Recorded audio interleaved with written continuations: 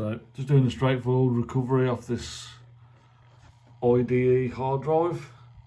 I'd actually had one of these before. I had to wait for this to come in the post, this IDE converter.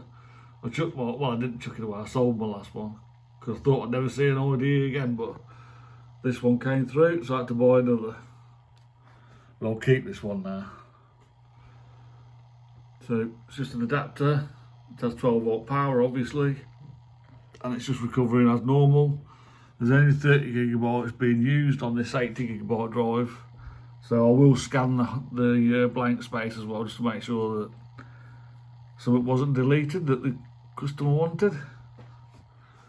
So that's it. So now doing IDE drives again. If you want to, I'd actually stop doing hard drives, but that's all I seem to get. But 80 gigabytes easy.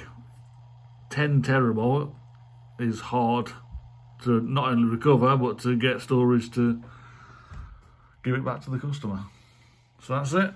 IDE drive with the adapter to USB and the 12 volt power supply. So if you need yours doing, send it to me.